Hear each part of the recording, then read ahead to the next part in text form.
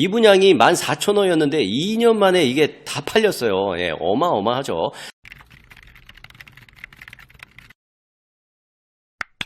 네, 안녕하십니까. 광주부동산 채널 박소장입니다. 네, 반갑습니다. 요즘에 지방의 미분양 주택이 계속 쌓이고 있죠. 그래서 각계 부처에서 지방의 이 미분양 해소를 어떻게 할 것인가, 이런 방안에 대해서 이제 속속 하나씩 나오고 있는데요. 앞으로 이런 정책들이 나올 것이다 라는 예측입니다. 만약에 이런 정책들이 나오게 된다면 지방의 미분양은 순식간에 사라질 수도 있다, 뭐 이렇게 제가 제목을 달았는데요. 과거에도 이런 사례가 있었어요. 그래서 과거에도 어떤 사례가 있었는지 자세히 살펴보도록 하겠습니다.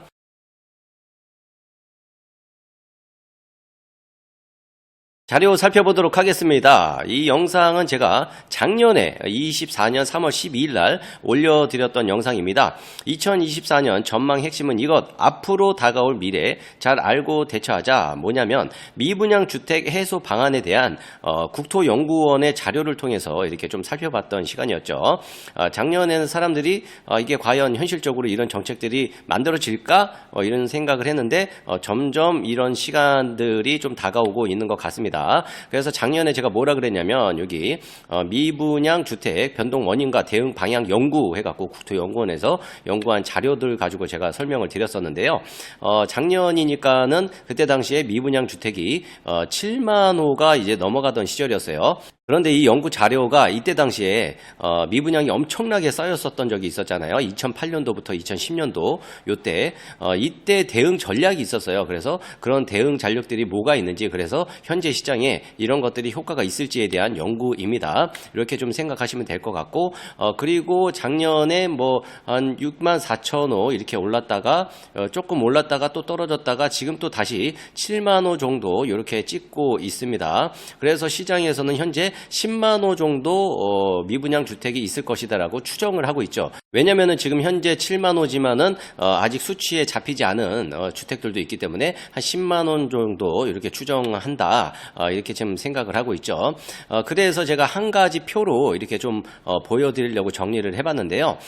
이제 미분양 주택 해소 방안을 위해서 정책 사례들이 여러 가지가 있는데 제가 제 생각이 아니고 이때까지 정책을 실행했던 사례입니다. 그래서 공급자 지원 정책이에요. 공급자라고 한다면은 우리가 시장에서 생각하기에는 매도자일 수 있고 이렇게 생각을 할 수 있는데 그거가 아니고 이제 공급자, 최초의 주택을 공급하는 그 공급자 지원 정책, 쉽게 얘기하면 건설사들이겠죠. 그래서 정부에서 직접 매입, 그때 당시에 7,000호 정도를 직접 정부에서 사들였던 이런 사례가 있고요. 그리고 미분양, CR 리츠 펀드 이런 것들 사금융에서 이렇게 만들어 가지고 미분양을 해소할 수 있는 방안. 그래서 이때 당시에 2,163호 정도 이렇게 매입이 됐고, 그리고 환매 조건부 미분양 매입 뭐 이런 것들도 정부에서 실행을 했었었죠. 정부에서 먼저 사가고 나중에 너희들이 다시 사가라, 뭐 이런 환매 조건부 매입 계약입니다. 그리고 12호 발행 지원해가지고, 그래서 이 세 개의 그 지원 정책을 통해서 28,000호가 미분양이 해소가 됐고,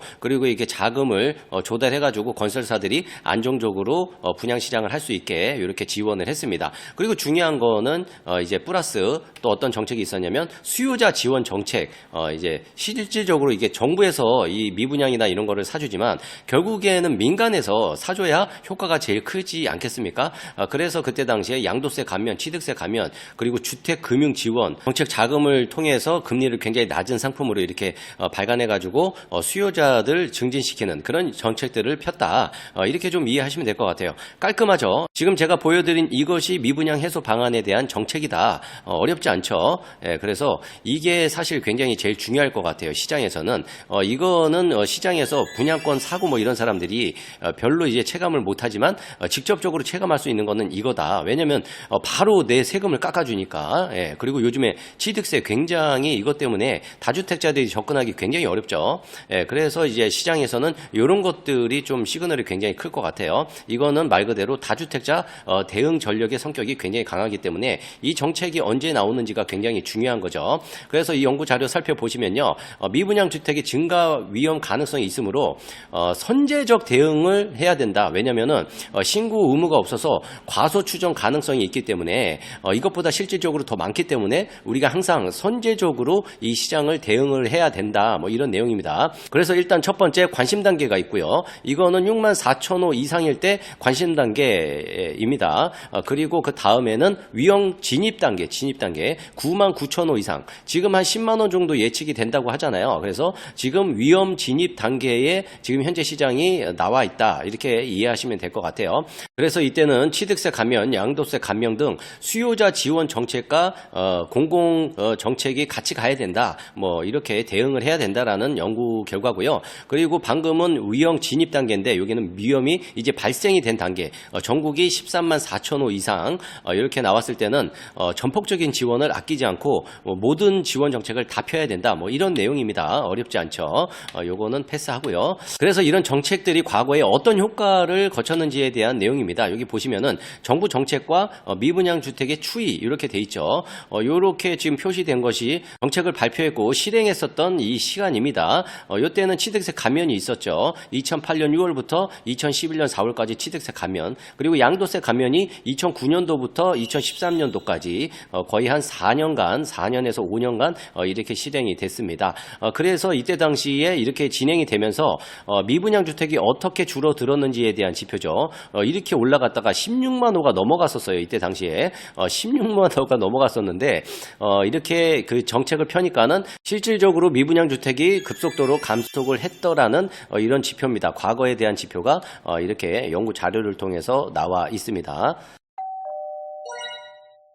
아까 공급자 지원 정책을 통해서 거의 한 3만 호 정도가 해소가 됐다고 했잖아요. 그런데 16만 호가 넘었는데 이때 당시에 보니까는 거의 6만 호까지 내려왔어요. 6만 호까지. 그럼 10만 호가 팔렸다는 거예요. 10만 호.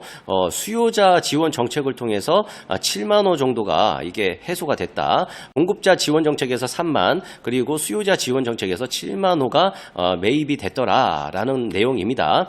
그런데 지금 현재 미분양 주택이 늘어나는 가장 큰 원인은 이제 어쨌든 고분양가 이슈가 좀 있죠.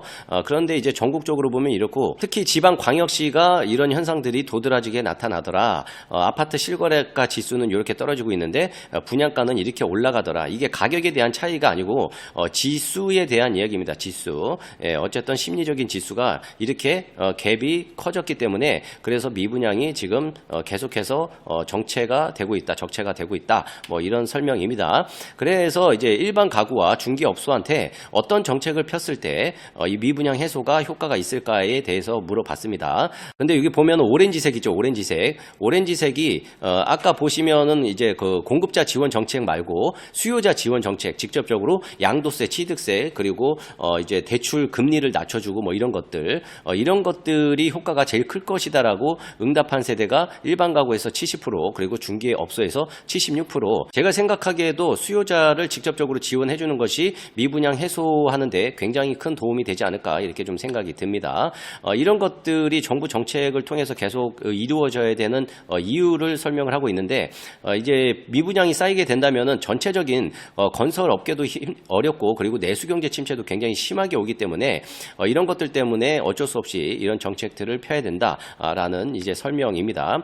건설업이 우리나라 차지하고 있는 GDP의 15% 이상이에요. 굉장히 크죠. 그리고 광주 같은 경우에, 지방 도시 같은 경우에는 이 비중이 더 높습니다. 서울 같은 데는 많이 분산되어 있는데 이런 지방 도시 같은 데는 특히나 더 심각하다. 그렇기 때문에 이런 것이 죽으면은 지역 경제가 굉장히 심각하기 때문에 이런 것들을 좀 살려야 될 필요가 있긴 있겠죠. 관련 사업 위태 뭐 이런 것들도 굉장히 중요하고, 건설업이 안 되고 이주가 안 되고 그리고 분양이 안 되고 이사를 사람들이 안 가게 되면은 우리가 생각하기로는 간단히 생각해도 이사 업체, 뭐 청소 아주머님들, 그리고 건설업 노동자들, 그리고 이제 뭐 어찌 보면은 이사를 가고 새 집을 가야 뭐 전자제품도 새로 사고 뭐 이런 것들, 이런 것들이 굉장히 광주에 비율이 높은데 이런 것들이 어려울 수 있죠. 그러다 보니까 소비 감소로 이어지고 내수경제 침체로 이어지고 거래량도 감소가 되며, 그렇게 된다면 문제는 지방세도 감소가 돼서 지자체에서 도시를 이끌어가는데 좀 어려움이 발생이 될 수가 있죠. 그렇게 된다면 거꾸로 이제 전월세가 거래량이 증가가 될 것이고요. 그렇게 된다면 이게 또 전세가 또 올라가잖아요. 전세가, 월세가 않을까. 예, 근데 이제 공급은 계속 장기적으로 감소가 되면 결국에는 이게 또 집값을 상승시킨다라는 거죠. 예, 제일 중요한 거는 적절한 공급과 적절한 수요가 굉장히 중요한데 제가 20년 넘게 부동산 업을 해보지만 적절했던 적은 한 번도 없었던 것 같아요. 예, 어쨌든 이게 뭐 어쩔 수 없는 것 같습니다. 그렇기 때문에 이런 정책들을 이용을 해가지고 좀 완화하는 게 좀 필요하지 않을까 이렇게 좀 생각이 듭니다. 어쨌든 과거에는 이렇게 연구 자료가 나왔고 최근에 지역 건설 경기 보완 방안 해가지고 2월 19일 날 관계부처 합동해가지고 이게 보완 방안이 나왔어요. 근데 여기에 이제 슬슬 미분양 해소 방안에 대해서 이제 소스들이 등장을 하기 시작합니다. 여기 보니까는 지방에 중공업 미분양 아파트에 직접 매입하겠다. 한 3,000호 수준 정도. 이 정도면 굉장히 큰 물량인데, 직접 매입을 하겠답니다. 이거 매입을 해서 민간인들한테 또 이제 임대로 돌리거나 이렇게 하겠죠. 그리고 B아파트에만 허용 중인 매입형 등록 임대, 지방 중공업 미분양한테 적용을 허용을 하겠다. 이거는 주택법 개정이 필요하죠. 이게 좀 제가 생각하기에는 주택 임대차에 관심이 있으신 분들은, 주택 임대 사업자에 관심이 있으신 분들은 이런 것들도 조금 구미가 당기지 않을까 이렇게 좀 생각이 들고, CR 리츠 상반기 중 출시를 지원을 하겠다. 방금 전에 제가 보여드렸던 공급자 지원 정책이 거의 대부분 지금 방안으로 다시 나오고 있죠. 그리고 지방 중공업 미분양 주택 구입 시 디딤돌 대출 우대 금리를 신설을 하겠다. 그리고 최근에 이슈가 되는 게 올해 7월부터 스트레스 DSR 3단계가 적용이 되는데, 이거를 이제 약간 보류할 가능성도 있겠다라는 이런 방안입니다. 어쨌든 이 중에서 제가 제일 관심 가는 거는 주택임대 사업자. 제가 올해부터 다시 주택임대 사업자를 공부를 다시 했거든요. 왜냐하면 워낙에 중간에 많이 바뀌어가지고 복잡해서. 그런데 어쨌든 타이밍적으로 이거를 좀 공부해야 될 필요성이 있겠다 해서 올 초에 제가 공부를 열심히 하고 있는데, 이게 슬슬 이제 좀 나오기 시작합니다. 어쨌든 미분양 해소 방안으로 이런 대책들을 내놨는데, 우리가 이제 기대하는 건 또 따로 있죠. 여기 수요자 지원 정책, 이게 언제 터질까에 대한 부분입니다. 이게 굉장히 클 것 같은데, 지금 직접 매입한다고 하고 CR 리츠 펀드 조성한다고 하고, 요거는 아직 얘기가 없는데, 요것도 지금 조행한다고 하고, 대부분 이제 공급자 지원 정책 새로 시작을 했습니다. 그리고 이제 언젠가는 이제 수요자 지원 정책까지도 이제 나오게 될 텐데, 이게 언제 나오는지에 따라서 우리가 굉장히 시장을 잘 지켜봐야 된다. 과거에 광주가 어떻게 변했는지를 좀 살펴보시면은, 이때 당시에 2009년도에 미분양이 그 최고점에 달했었잖아요. 광주도 마찬가지입니다. 광주 이때 당시에 미분양이 14,000호였어요. 14,000호. 근데 문제는 뭐였냐면은 준공 전 그리고 준공 후 미분양이죠. 준공 후 미분양이 8,000세대, 준공 전 미분양보다 더 많았던 시기였습니다. 이때 당시에 다 만들어 놨는데, 그때도 여전히 이제 분양이 안 되고 안 팔리고 있는 이런 주택들이 많았던 시절이었죠. 그런데 이런 것들을 통해서 이때 당시에 완전히 급속도로 미분양이 줄었습니다. 미분양이 14,000호였는데 2년 만에 이게 다 팔렸어요. 어마어마하죠. 그래서 이때 당시에 이 열기가 너무 뜨거워가지고 2021년도에 제가 광주 옛날 아파트들 가격 분석을 하다 보면은 대부분 2011년도에 아파트 가격이 굉장히 큰 폭으로 많이 올랐었습니다. 그때 왜 그랬냐면 이 미분양 해소하는 열기가 너무 뜨거워서 일반 아파트한테까지 가격까지 전부 다 미쳤던 거죠. 그게 이제 비정상적이냐? 저는 그렇게는 보지 않고, 이런 미분양에 대한 기대 때문에 계속해서 가격이 눌려 있었는데, 이게 한꺼번에 터지면서 일반 아파트까지도 가격이 굉장히 많이 올랐었던 적이 2011년도였다. 이렇게 좀 이해하시면 될 것 같아요. 그 뒤에도 계속 올랐냐? 또 그건 아니었죠. 이때 당시에 광주의 지구 단위 계획으로 인해서 공급되어진 또 주택들이 또 일시적으로 또 굉장히 많이 늘어나면서 이때 당시에 미분양이 또 올라가긴 했었는데 또 금방 소진이 됐습니다. 그러면서 광주는 2014년도 때부터 일반 아파트의 가격들이 조금씩 상승했던 시기다라고 이해하시면 됩니다. 그리고 2013년, 2014년도부터는 거의 10년간 이 미분양 주택이 거의 제로에 가까운 역사적인 기록을 만들었다. 이렇게 이해하시면 될 것 같아요. 여기 2,000호 미만 있는데요. 있는데요. 사실 이거는 광주도시의 규모로 봤을 때는 거의 없다고 생각해도 이게 무방한 수치입니다. 오늘 자료는 여기까지 준비했습니다. 오늘 자료에 요약을 해본다면은 역사는 돌고 돈다 이렇게 정의를 내릴 수 있을 것 같습니다. 오늘 자료 잘 참고하셔가지고요 도움이 되셨기를 바라겠습니다. 저는 이만 여기서 물러나 보도록 하겠습니다. 지금까지 광주 부동산 채널의 박소장이었습니다.